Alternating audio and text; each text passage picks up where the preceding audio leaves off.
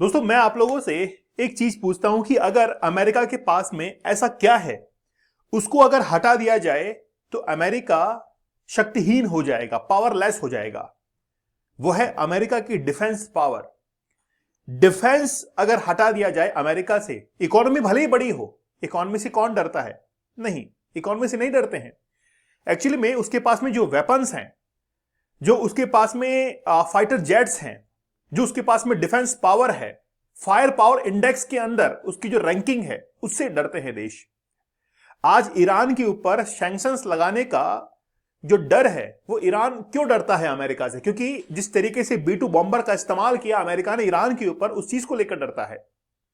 क्योंकि अगर इकोनॉमी से डरता होता तो वो आज अमेरिका, आज जो है ईरान एक्सपोर्ट ना कर रहा होता ऑयल को चाइना के अंदर। अगर आज वापस से यूएसए सैंक्शंस लगाना चाहता है ईरान के ऊपर ड्यू टू न्यूक्लियर एक्सपांशन, तो वो केवल और केवल पॉसिबल है उसकी डिफेंस पावर से कि भाई हम हमला कर देंगे। वेनेजुएला के साथ में यही हुआ, कनाडा के साथ में यही हो सकता है, ग्रीनलैंड के साथ में यह हो सकता है, और ईरान के साथ में यह होने वाला है। ठीक है, और इसके अलावा ईरान उससे डरने वाला नहीं है। दोस्तों रिसेंटली वेडनेसडे को ट्रंप और बेंजामिन नेतन्याहू के बीच में मीटिंग हुई है। मीटिंग इस बात को लेकर हुई है कि आखिरकार ईरान को कैसे कंट्रोल करें। भाई वो कंट्रोल में नहीं आ रहा है, हमने अब्राहम लिंकन को तैनात कर दिया है बे ऑफ फारस के अंदर, फारस की खाड़ी में, ठीक है, जो कि अरेबियन सी से होता हुआ पहुंचा। उससे काम नहीं बना तो एक और वहां पर शिप जो है वो तैनात कर दी अमेरिका ने, उससे भी बात नहीं बन रही है। ईरान ने कहा है कि हम अपनी इकोनॉमी को कहीं ना कहीं तो चलाएंगे, इसलिए हम चाइना को एक्सपोर्ट करेंगे अपना ये ऑयल। ठीक है, लेकिन इस मीटिंग के अंदर बातचीत हुई कि आखिरकार चाइना को, सॉरी, ईरान को किस तरीके से जो है वो कंट्रोल किया जाए। The agreement comes एमिड ongoing nuclear talk between US and Iran. देखिए अभी क्या कर रहा है कि ओमान इसके अंदर मीडिएटर के तौर पर है, कि ओमान जो है वो ईरान और यूएसए के बीच में बातचीत करवाने पर है। 80% ऑफ ऑयल जो है ईरान का वो एक्सपोर्ट होता है और चाइना इसको परचेज करता है। ठीक है, we agreed that we will go full force with the maximum pressure against Iran. मतलब ये पूरा फोर्स, अपनी पूरी पावर लगा देंगे ईरान के ऊपर सैंक्शंस लगाने के अंदर। पहली बात तो ये है, ट्रंप से ये पूछे कि भाई एप्स्टीन फाइल के अंदर क्या हुआ। जिस तरीके से एप्स्टीन फाइल के अंदर डोनाल्ड ट्रंप के वीडियो सामने आए हैं, क्या आपको लगता है कि उसी एप्स्टीन फाइल को दबाने के लिए ही आज एग्रेसिव रोल के अंदर डोनाल्ड ट्रंप आया है? कपिल शर्मा शो के अंदर सही मजाक उड़ाया जाता है इसका, जिस तरीके से मतलब वो बिल्कुल धज्जियां उड़ा देता है इसकी। तो बात यह है कि डोनाल्ड ट्रंप अपने एप्स्टीन फाइल्स को दबाने के लिए ही नए एग्रेसिव मोड लेता है, नए एग्रेसिव एक्शंस ले रहा है, क्योंकि उसको लगता है कि मैं डाइवर्ट कर सकता हूं कहीं ना कहीं यूएसए की डेमोक्रेसी को, यूएसए के लोगों को। और ये सब कुछ नाटक उसके लिए है, क्योंकि डोनाल्ड ट्रंप को जेल तक हो सकती है इस केस के अंदर। तो ये सब डाइवर्ट करने के तरीके हैं अपने आप में। पॉलिटिकल जो विल है उसको डाइवर्ट किया जा रहा है, पॉलिटिकल जो मूव है उनको उस तरफ लेके जाया जा रहा है। ठीक है, चलो हिंदी न्यूज़पेपर बड़ा बेहतरीन लिखते हैं कि ईरान की आखिरी लाइफलाइन काटने, जैसे कोई नस काट रहा है ऐसे आखिरी लाइफलाइन है, तो आखिरी लाइफलाइन काटने की तैयारी, अमेरिका इजराइल ऐसे कसेंगे ईरान पर नया शिकंजा। Very good. आगे देखिए, ईरान को मिसाइलों से नहीं झुका पाए तो बदला दाव, ट्रंप नेतन्याहू का नया प्लान है और चीन पर भी पड़ेगी मार। कैसे पड़ेगी मैं आपको बड़ा विस्तार में समझाता हूं। पहली बात तो यह है कि 80% of oil Iran export to China, China के अंदर वो एक्सपोर्ट करता है। Very good. चाइना अब उस ऑयल को लेता है, रिफाइन करता है और यूज करता है, क्योंकि चाइना की ह्यूज पॉपुलेशन के लिए ये भी कम पड़ता है।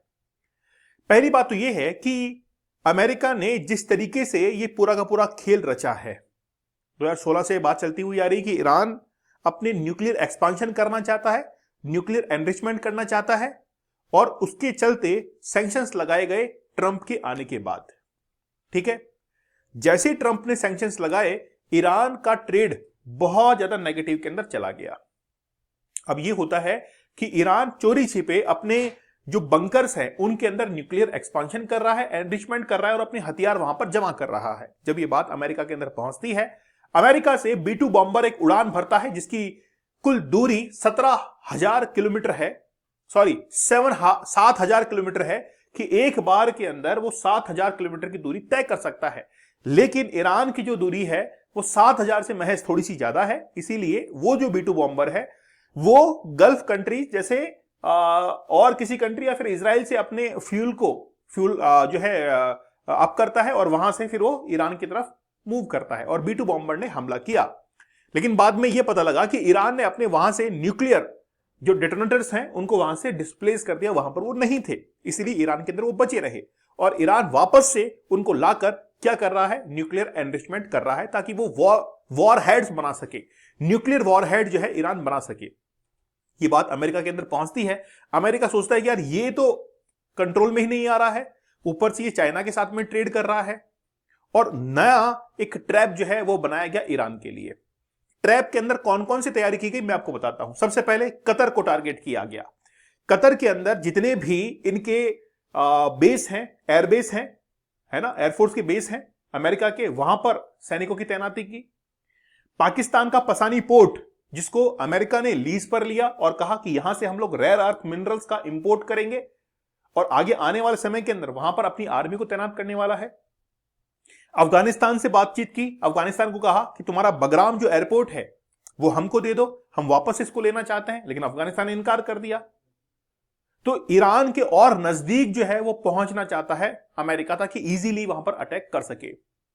ठीक है, अब बात यह है कि चाइना को तो बहुत सस्ते दाम में तेल मिल रहा है, उसके लिए तो बहुत अच्छी बात है और चाइना सपोर्ट कर रहा है ईरान को, रशिया सपोर्ट कर रहा है ईरान को। लेकिन इंडिया के लिए क्या चिंता का विषय हो सकता है वो देखिए आप। अब ईरान जो कि चाइना जो कि ईरान से ऑयल को इंपोर्ट कर रहा है। अब मान लीजिए कि ईरान के ऊपर सैंक्शंस लगाते हैं और ये कहते हैं कि आप चाइना को एक्सपोर्ट नहीं करोगे तेल, अगर करोगे तो हम आपके ऊपर न्यूक्लियर जो एक्सपांशन आप कर रहे हैं उसको हम लोग और सैंक्शंस में ला देंगे और हम आपके ऊपर हमला भी कर सकते हैं। इस चीज से डरते हुए ईरान जो है वो चाइना को ऑयल एक्सपोर्ट कम से कम करेगा या हो सकता है नहीं करे। इससे अब चाइना क्या करेगा, अदर जो कंट्रीज है उनकी तलाश करेगा और वहां से ऑयल को इंपोर्ट करेगा।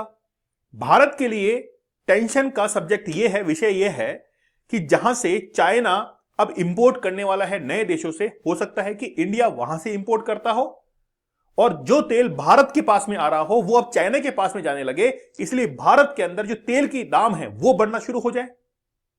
कनेक्शन तो है ही ना। भारत के अंदर अगर तेल के दाम बढ़ेंगे तो ये चिंता का विषय सरकार के लिए है, क्योंकि जनता चाहिए कि जनता को सस्ता तेल चाहिए। मेरे स्कूटर के अंदर 100 रुपए लीटर में या 110 रुपए लीटर में तेल जो है वो भर जाना चाहिए। अगर वो उस दाम से कीमत जाता है इसका मतलब सरकार अच्छी नहीं है। आम आदमी यही समझता है। रोजाना जिस रोजमर्रा साबुन से वो नहाता है, अगर उसकी कीमत 20 रुपए या 30 रुपए है, अगर कल को उसकी कीमत 35 रुपए 40 रुपए हो जाती है तो वो ये नहीं देखेगा कि महंगाई बढ़ गई, वो देखेगा सरकार खराब है।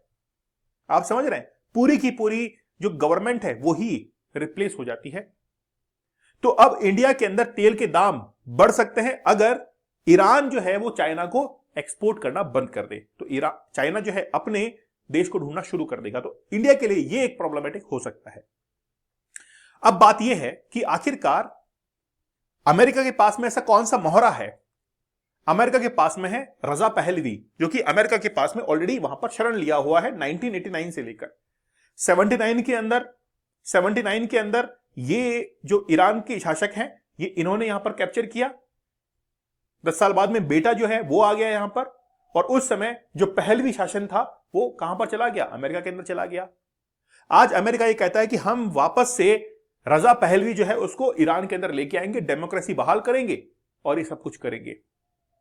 ठीक है, तो अब हो सकता है कि आगे आने वाले समय के अंदर रजा पहलवी जो है वापस जो है ईरान के अंदर आए और तख्ता पलट जो है वो हो जाए। तो ईरान के अंदर तख्ता पलट करने के लिए इजराइल और अमेरिका की मुलाकात होती है व्हाइट हाउस के अंदर। डोनाल्ड ट्रंप की मुलाकात होती है और कब होती है, वेडनेसडे को बात होती है कि ईरान को कैसे हम लोग कंट्रोल करें। तो हो सकता है कि आगे आने वाले समय के अंदर तख्ता पलट जो है वो आप लोग ईरान के अंदर देख सकते हैं।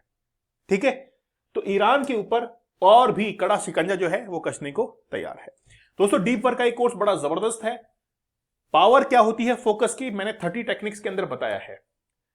वाकई में काम करने का तरीका अपना होता है, कैसे हम लोग लिमिटेड टाइम पीरियड के अंदर मैक्सिमम आउटपुट ले सकते हैं किसी भी काम से, वो मैंने आपको बताया है इन 30 टेक्निक्स के अंदर। आप जरूर ज्वाइन कीजिएगा डीप वर्क का कोर्स।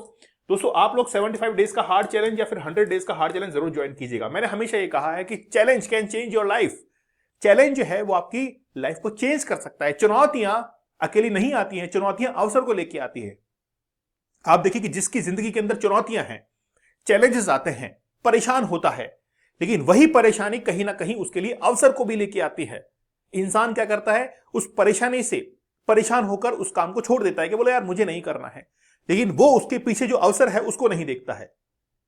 तो मैंने ये कहा कि चैलेंज आप लीजिए, 100 डेज का लीजिए, 75 डेज का लीजिए। वाकई में अगर आप एग्जाम क्रैक नहीं कर पा रहे हैं, बिजनेस को क्रैक नहीं कर पा रहे हैं, वाकई में आपके नए आइडियाज जो है वो सामने निकल कर आएंगे। एक बार आप ज्वाइन करके देखिएगा, आपको वाकई में फर्क नजर आएगा। ठीक है ना। चैलेंज कूपन कोड यूज करना है टेलीग्राम दीपक इंदौर ऑफिशियल पर, जरूर ज्वाइन कर लीजिएगा। तो मिलते हैं आप लोगों से नेक्स्ट सेशन के अंदर। तब तक धन्यवाद, थैंक यू, जय हिंद।